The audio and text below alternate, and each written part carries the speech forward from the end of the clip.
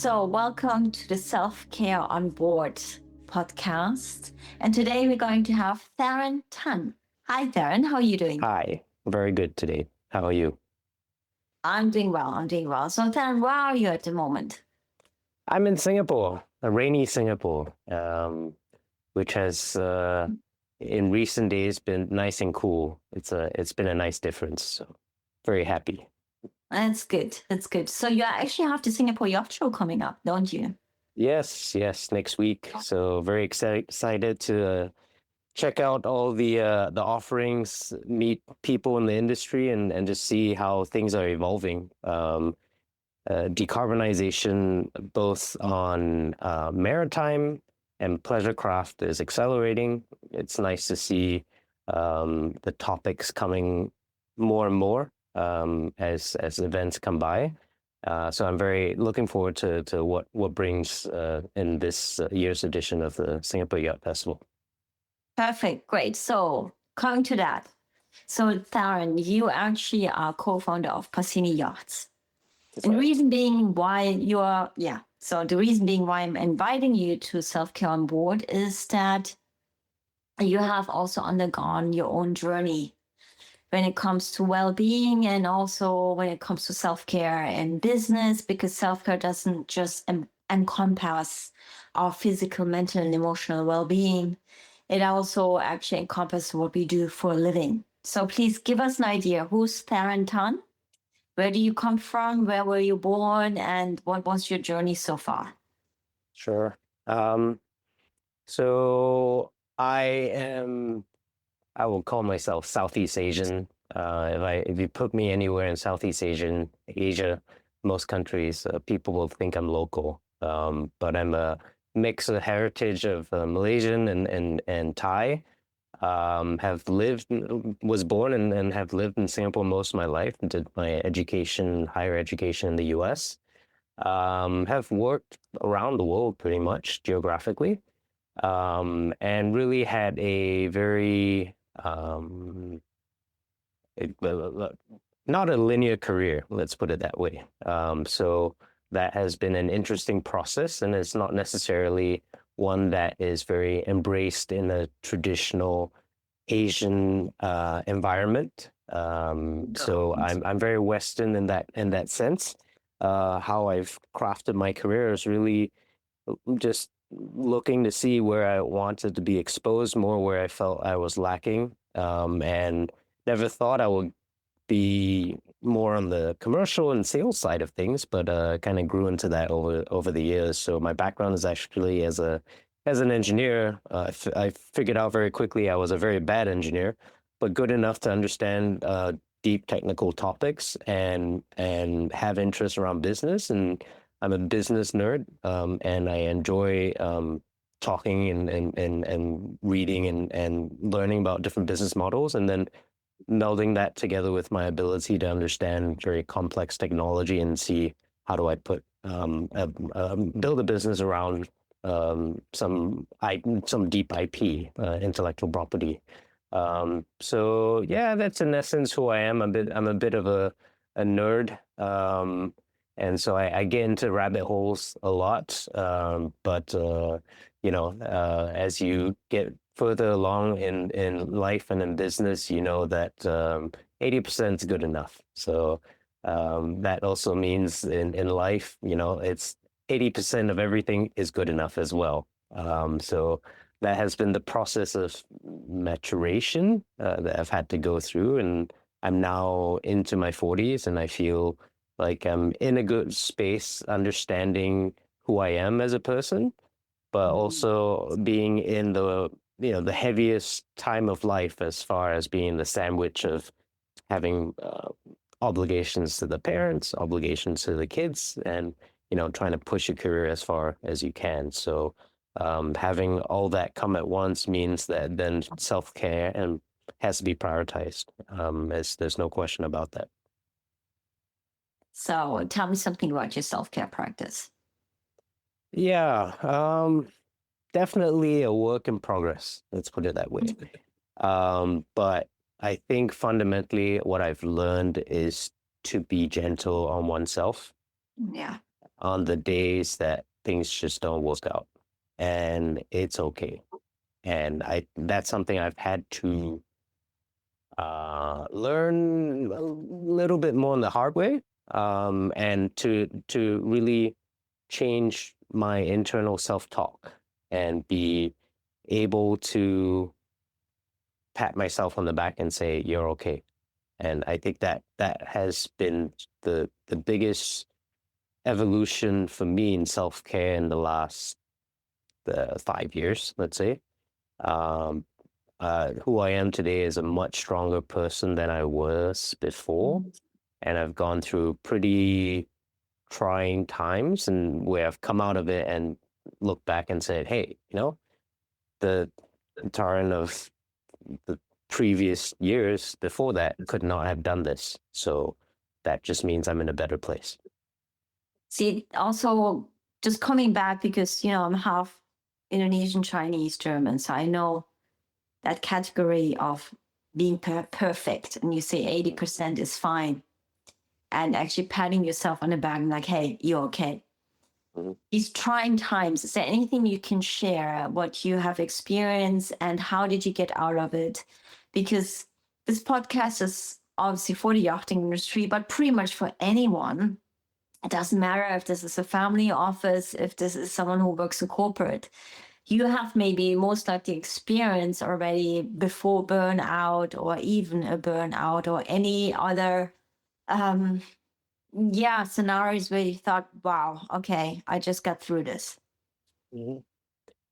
Yeah. I think ultimately the biggest thing is to not be afraid of asking for help, and not thinking that you have to do it all on your own. And one lesson I learned, thankfully, very early on in my career, probably 10 years ago, more at least, was really around stop trying when things aren't working, because you can work yourself into a tizzy. Like, so at some point, stop trying and be present and just accept that that's the situation you're in, and try and just take a 10,000 foot view and say, okay, it is what it is, right? And not try and fix things all the time. As an engineer, you train to fix things.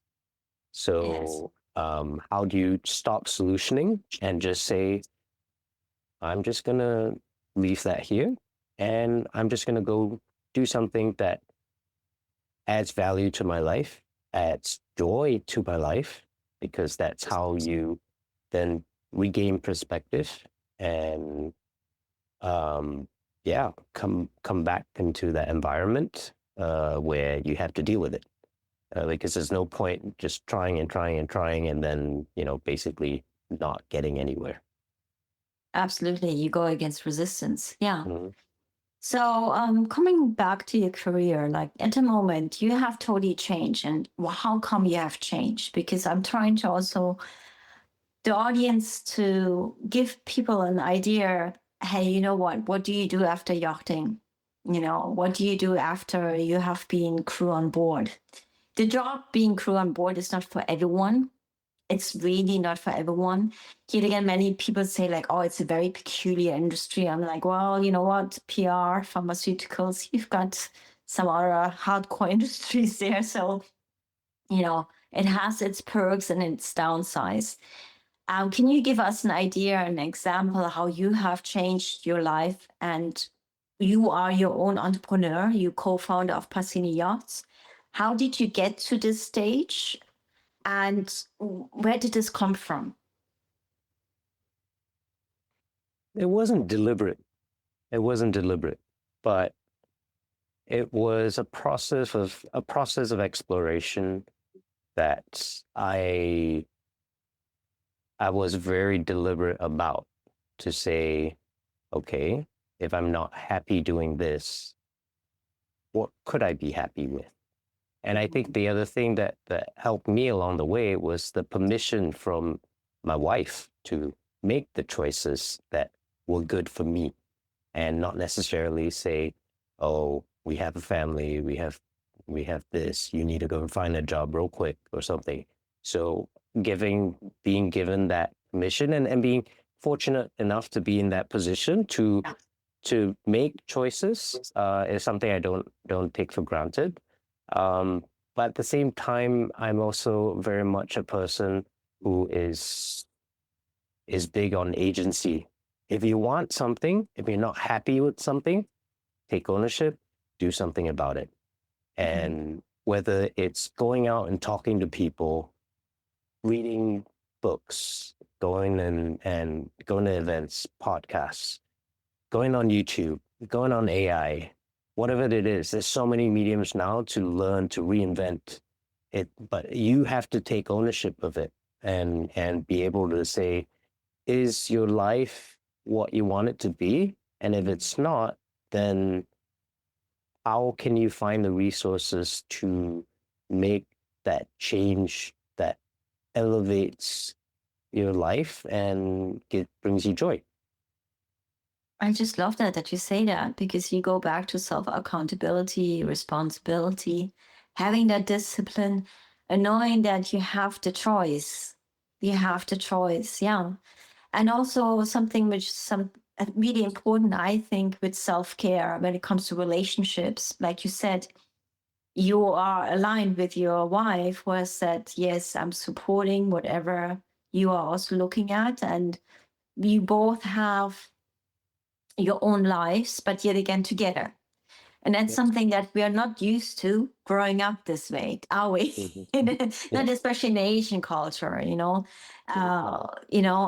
this is really nice because it shows that even in relationships, self-care is important, and it can be done in form of self-realization, growth, development.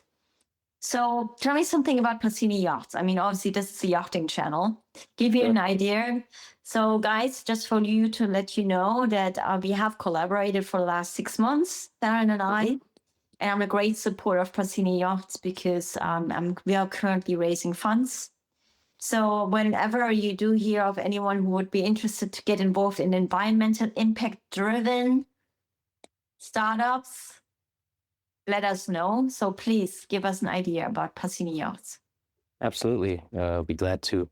So Pasini Yachts is the genesis of 3 automotive engineers who have grown up in the age of electrification of the automobile. And that was the biggest change to the industry since the automobile was invented. We take a lot of those learnings and are keen to bring it into marine, and that's a tale as old as time. Technology has always come from the automotive space into the marine space. Where we see the lowest hanging fruit of bringing it into marine is just elevating the standards of engineering and manufacturing in this industry. Boat building, shipbuilding, the shipyard model has persisted in its current form for generations. It hasn't really changed. The amount of integration at the shipbuilding level is really on individual components being sourced in and integrated as far as just being installed onto the vehicle. There isn't a lot of vehicle level integration. So I'll bring up an analogy. If you switch the key on in your car actually does an automatic vehicle check. This does not exist in boats, in ships. It is, or not to the extent that it does in cars because of the architecture that it's built. So if you look at an EV today, everything has to be interconnected and harnessed because in the end, the ultimate metric of an EV is how much batteries do you put on board and how far can you go. So in order for you to maximize that, everything else from a power perspective, from a heat perspective, has to be hyper optimized. So this is the difference in engineering that's going to be in an electric vehicle, air, land, or sea, versus your conventional. So the amount of precision that goes into that is simply much higher. And so the outcome is a vehicle that is going to be much more intuitive, much more customer centric, or where the user interface and user experience is very harmonized. And ultimately, we feel going to be a better experience, independent of the powertrain. Let's put it that way. But the powertrain is the driver towards better engineering. So where we are different from others is that we see the ability for us to build platforms of technology, multiple types of technology that enable decarbonization of marine at scale, starting from the segment of motor yachts. So that's where we're starting. And ultimately as well, we see the opportunity in yachting, especially when it comes to a generational shift in assets being transferred in the world, and consumer tastes completely changing. So how can we, as a new brand with no prior obligations, from a white sheet of paper, build the world's most innovative and attractive boat brand, yacht brand? So that's the ambition, that's the goal. And yeah, it's been a great ride with myself, Niklo, and Stefano so far, and the additional team that has come on board, like yourselves, and our close partners right now. We're speeding as fast as we can into the market, and yeah, we hope to be at boat shows close to people, to show yacht shows, and show them just the result and of good engineering. And we're excited to be able to do that as quickly as possible. So yeah, so looking back, sustainability and self-care is very close to each other. Let's figure out, we are going to create a future for the next generation to come. Decarbonization of the maritime sector. And I know most of you listeners most likely think like, oh gosh, electric engines, the batteries are expensive, there's not enough lithium. Can you just shed some light on this? Mm-hmm. Because Well, you know actually, this better than me here, and yeah, you can sure. explain this better. Well, actually, the lithium is not as scarce as most people think. In fact, lithium prices have tanked in the past year. And the point is, we're not, we're actually a little bit more agnostic into what form of propulsion or what form of fuel you're burning. But our point is that just like in the automotive industry, there is time and place and application for a certain type of propulsion. So electric is not for everything, not for everyone. But there should not just be diesel and gas or petrol in the industry. That just, it's not sustainable. And for pleasure applications, especially just sunset cruises and all that, we should ask ourselves, should we really be burning a finite resource of fossil fuels for that? Or should we be using a system that is probably fully electric, which makes more sense there, and is actually much more sustainable into the long run, and is actually recyclable? Yes, maybe not 100% recyclable, but 70, 80%, 90%, and it keeps increasing, right? Whereas once you burn fuel, it's gone. So that's the point. So as the world goes further along, we will need more resources, more energy intensity. We don't have much more to pump out, right? So how can we make more usage of whatever is left and be more efficient? That's all it is. We're just saying, for the right type of application, maximize the efficiency of use. For maritime shipping, hard to decarbonize, yes. use what you need to use, but maybe explore other things like methanol, like ammonia, for hydrogen generation, whatever that is, right? But there should be a lot more looking into things and optimizing things for efficiency rather than saying, let's just keep a close mind because it's not worth building. The closed mind doesn't really work. So yeah, absolutely. And so what I can just sum up, Tharin, you have undergone your own transformation in your own life. Now being in your 40s, you have 3 kids, don't you? Mm-hmm. Three boys, Yes. yes. 3 boys. Wow. Respect. I just took care of 3 kids and it's a handful. So yes. And looking at all of this, you have transformed from being corporate engineering, different careers. You have also worked in your family business. You come from a family that has also its own business in Malaysia. So you have changed and reinvented yourself, transformed many times, I would say, created different lives.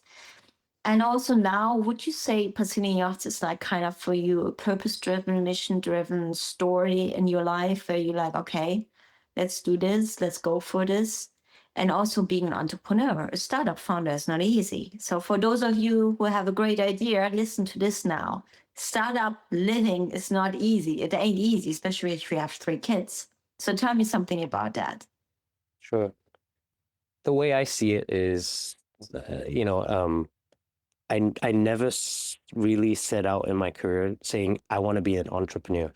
I just happened to kind of evolve along those lines. I always had it in my head for quite a long time. Oh, eventually I'll join my family business.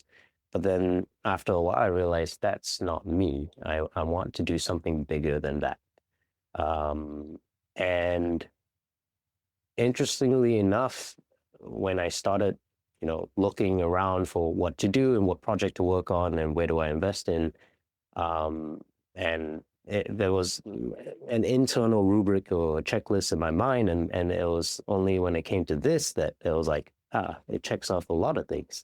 So the way I see what I'm doing right now is really more like it's like a master's thesis or a capstone project in my life, because it takes all my experiences from all my previous roles before, all my exposure around the world, puts it all together.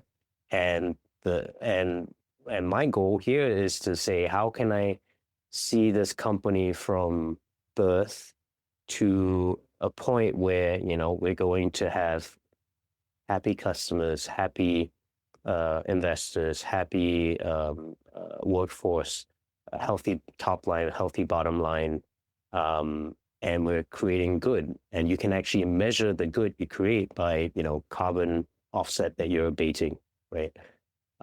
That's impact, that's purpose, and that's why for me it was, how can I use the time I have here to do good things? But for me also, most importantly, when I'm gone, I just want my kids to know I was a good dad. So that's the most important thing for me. While I do all this stuff, this is my 4th baby, basically. I have to remember not to forego the first 3 that I birthed, right? Well, my wife has birthed and I've helped to bring up, because that's what counts. So why sacrifice everything for business if your relationship at home is breaking down or your kids don't know you? It's not worth it, right? So it's all an act of balance, but there's no such thing as work-life balance. It's work-life integration. It's figuring out how do you do all this and bend but not break, never break. Yeah. Bend, not break, adapt, be supple. Yeah. Great. So is there anything else you would like to give towards or like to share towards the Yachting International Radio audience? Anything for the young guys, and also anything for your last, yeah? Yeah, absolutely. I think what Pasini Yachts embodies is um, we aim to produce products, literally vehicles that allow you to enjoy the fruits of your labor today. And our mission is to have a population of people who will come enjoy the brand and fall in love with yachting again and again. And that's something that I think a lot of the industry doesn't focus enough on around the experience of why do you go into yachting and why do you love yachting? Because when you start loving it, it's intergenerational. Your kids start loving it. Their kids start loving it, right?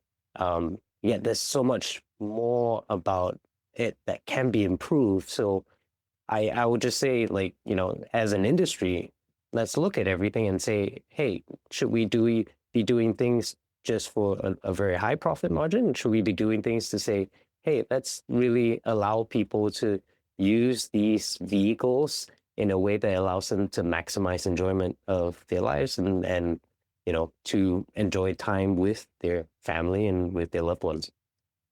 Absolutely. So more time spent on water. Yeah. Yes, absolutely. Good. Great. So thank you so much for your time, Tharin. And Thank you. for the audience, for the listeners, so Pasini Yachts, watch that space. We're currently raising 3 million euros to get the prototype done. And and already now you have raised 1 million euros pre-seed stage. And this is a great example on how you can create purpose and how you how you flow in it without having to plan anything, and how everything in life that you have experienced, you have learned, comes all together in one project like this. And I like to focus also more time spent with your loved ones, no matter if it's on water or your family. And yes, no business is worth it to sacrifice your health, your well-being, your family, spending less time with your loved ones, or creating a family, for instance, for all of those who are career women, just saying. So, okay, thank you so much. And next week we're going to speak to Family Hippocampus. So you get an idea about families and how self-synchronicity and self-care gets intertwined. Perfect. Thank you so much for your time, Tharin. Thank you, Geraldine. I see you soon. I speak to you soon. Speak to you soon.